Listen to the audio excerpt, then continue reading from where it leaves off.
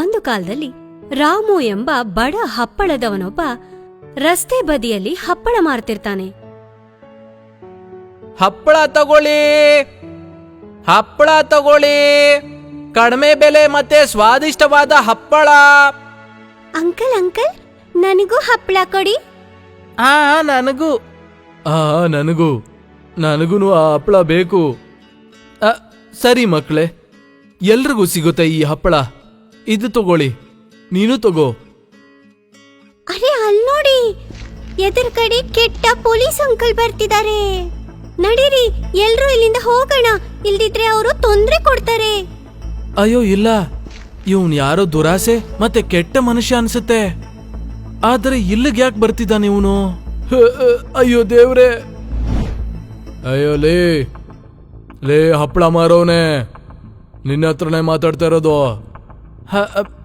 Sir ಹೇಳಿ sir, ನಾನ್ ನಿಮ್ಗೆ ಹೇಗ್ ಸಹಾಯ ಮಾಡ್ಲಿ?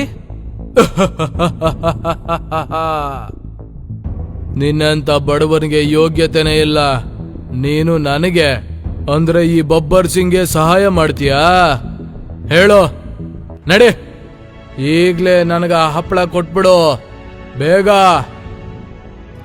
ಸರಿ ಸರ್, ಈಗ್ಲೇ ಕೊಡ್ತೀನಿ, ತಗೊಳ್ಳಿ ನಿಮ್ಮ ಹಪ್ಪಳ.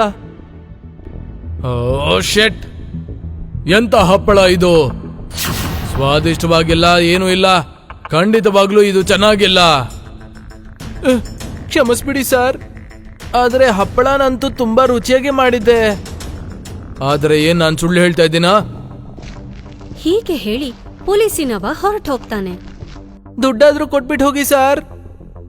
ಎಷ್ಟು ಧೈರ್ಯ ಇದ್ರೆ ನೀ ನನ್ನ ಹತ್ರನೇ ದುಡ್ಡು ಕೇಳ್ತೀಯಾ? ಮೈಗೆ ಎಣ್ಣೆ ಹಚ್ಕೊಂಡ್ ಬಂದಿದ್ಯಾ? ಮಗನೇ, ನಿನ್ನ ಹೆಂಗ್ ರೂಪ್ತೀನಿ ಅಂದ್ರೆ ಇನ್ನೊಂದ್ಸಲ ಹಪ್ಪಳ ಮಾರೋದಕ್ಕಾಗೋದಿಲ್ಲ, ಗೊತ್ತಾಯ್ತಾ ನಿನಗೆ? ಆದ್ರೆ ಸರಿ ಸರಿ ಸರ್, ನೀವು ಹೋಗಿ, ಕ್ಷಮಿಸ್ಬಿಡಿ ನನ್ನ. ಇದೇ ರೀತಿ ಪ್ರತಿದಿನ ಪೊಲೀಸಿನವ ಬಂದು ಹಪ್ಪಳ ತಿಂತಿದ್ದ. ಆದ್ರೆ ಒಂದು ದಿನ ರಾಮುಗೆ ಕೋಪ ಬಂತು. ಲೇ ಇಲ್ಲಿ ಕೇಳು, ಲೇ ಕೇಳಿಸ್ಲಿಲ್ವಾ ನಿನಗೆ? ಬೇಗ ಹಪ್ಪಳ ಕೊಡು. ಕ್ಷಮಿಸ್ಬಿಡಿ ಸರ್, ನನ್ನಂತ ಬಡವನಿಗೆ ಈ ರೀತಿ ಮಾಡಬೇಡಿ. ಈ ಹಪ್ಪಳ ಮಾರಿದ್ರೇನೆ ನನ್ನ ಮನೆ ಜೀವನ ನಡೆಯೋದು ಸರ್. ಅಂತದ್ರಲ್ಲಿ ನೀವು ದಿನ ಬಂದು ಬಿಟ್ಟಿಯಾಗಿ ತಿಂತೀರಾ? ಏಯ್, ನಿನ್ನಂತ ಇಲಿ ಮರಿ ನನ್ನ ಹತ್ರ ಮಾತಾಡುತ್ತಾ? ಬಬ್ಬರ್ ಸಿಂಗು ನಾನು, ಬಬ್ಬರ್ ಸಿಂಗ್. ನನ್ ಮುಂದೆ ಯಾರು ಬಾಯಿ ತೆಗಿಬಾರ್ದು. ನನಗನ್ಸುತ್ತೆ ನಿನಗೆ ತುಂಬಾನೇ ಧೈರ್ಯ ಬಂದ್ಬಿಟ್ಟಿದೆ. ಈಗಂತೂ ನಿನಗೆ ಸರಿಯಾದ ಬುದ್ಧಿ ಕಲಿಸ್ಲೇಬೇಕು. ಸರ್ ಸರ್ ಸರ್, ನೀವು ತುಂಬಾ ತಪ್ಪು ಮಾಡ್ತಾ ಇದ್ದೀರಾ, ನನ್ನ ಬಿಟ್ಬಿಡಿ. ನೋಡಿ, ನೀವು ಕಾನೂನಿನ ಬಟ್ಟೆ ಹಾಕೊಂಡು ಇಂಥ ನೀಚ್ ಕೆಲಸ ಮಾಡೋದಕ್ಕೆ ನಾಚಿಕೆ ಆಗಲ್ವಾ ನಿಮ್ಗೆ? ತುಂಬಾ ಹೇಳ್ತಿದ್ಯಾ ನೀನು. ಈಗಂತೂ ನಿನ್ ಯೋಗ್ಯತೆ ಏನು ಅಂತ ನಿನಗೆ ತೋರಿಸ್ತೀನಿ. ಇದರ ನಂತರ ಬಬ್ಬರ್ ಸಿಂಗ್ ರಾಮುಗೆ ಕೆಟ್ಟದಾಗಿ ಹೊಡಿತಾ ಇರ್ತಾನೆ. ಹೊಡೆದು ಗಾಯ ಮಾಡಿ ರಸ್ತೆಯಲ್ಲೇ ಬಿಟ್ಟು ಹೋಗ್ತಾನೆ. ರಾಮುವಿನ ಸ್ನೇಹಿತ ಮನೋಜ್ ಅವನನ್ನ ಅಲ್ಲಿಂದ ಏಳಿಸ್ತಾನೆ. ಲವ್ ರಾಮು, ನಿನಗೇನೋ ಆಗಿಲ್ಲ ತಾನೆ? ಎಷ್ಟು ಏಟಾಗಿದೆ ನಿನಗೆ? ಏನಾಗಿಲ್ಲ ನನಗೆ. ನಿನಗಂತೂ ತುಂಬಾ ಗಾಯಗಳಾಗಿದೆ. ನಡಿ, ನನ್ನ ಮನೆಗೆ ನಡಿ, ನಾನು ನಿನಗೆ ಔಷಧಿ ಹಚ್ತೀನಿ. ಪೊಲೀಸ್ ಅವನಿಗೆ ಅವನು ಈ ತರ ಮಾಡಿರೋದಕ್ಕೆ ಆ ಭಗವಂತ ಖಂಡಿತ ಶಿಕ್ಷೆ ಕೊಡ್ತಾನೆ. ಹಾ ಗೆಳೆಯ, ಆದ್ರೆ ನೀನಿವಾಗ ನನ್ನ ಜೊತೆ ಬಾ, ನೋಡು ನಿನಗೆ ಎಷ್ಟೊಂದು ಪೆಟ್ಟಾಗಿದೆ ಅಂತ. ನಡಿ. ಸರಿ, ನೀನು ಇದನ್ನ ಹೇಳು, ಆ ಪೊಲೀಸ್ ಅವನು ನಿನಗೆ ಯಾಕೆ ಹೊಡೆದ? ಏನ್ ಮಾಡ್ಲಿ, ಈ ಬಬ್ಬರ್ ಸಿಂಗ್ ಅಂತೂ ಕಾಟ ಕೊಡ್ತಿದ್ದ.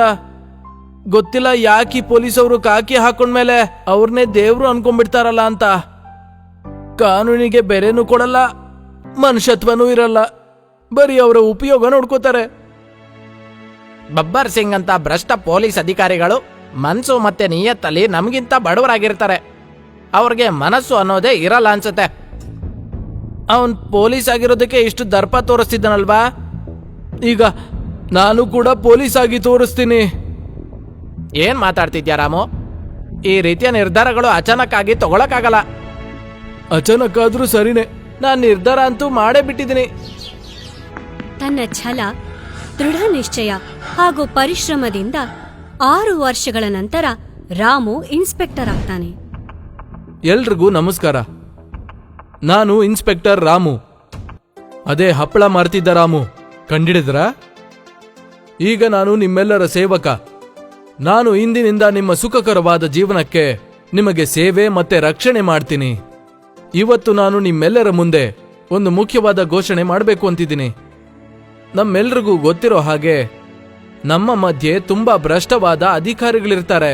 ಕಾನೂನಿನ ಮುಖವಾಡ ಹಾಕೊಂಡು ಅವರ ಅಧಿಕಾರನ ದುರುಪಯೋಗ ಮಾಡ್ಕೊಳ್ತಿರ್ತಾರೆ ಮತ್ತೆ ಎಲ್ರಿಗೂ ತೊಂದರೆ ಕೊಡ್ತಿರ್ತಾರೆ. ಮತ್ತೆ ಈಗ ನಾವು ಇಂಥ ನೀಚ ಅಧಿಕಾರಿಗಳಿಗೆ ಬುದ್ಧಿ ಕಲ್ಸೋಣ. ತುಂಬಾ ಚೆನ್ನಾಗಿ ಹೇಳಿದ್ರಿ. ನಾವೆಲ್ಲರೂ ನಿಮ್ ಜೊತೆಗಿದ್ದೀವಿ. ಆದ್ರೆ ಈ ರೀತಿ ಹೇಗ್ ಮಾಡ್ತೀರಾ? ಈ ರೀತಿ ಮಾಡೋದಕ್ಕೆ ನೀವೆಲ್ಲರೂ ನನಗೆ ಸಹಾಯ ಮಾಡ್ತೀರಾ? ಯಾರಾದ್ರೂ ಅವ್ರ ಅಧಿಕಾರನ ದುರುಪಯೋಗ ಪಡಿಸ್ಕೊಳ್ತಿರೋದು ನೀವು ನೋಡಿದ್ರೆ ನೀವು ನನಗ್ ತಿಳಿಸ್ಬೋದು.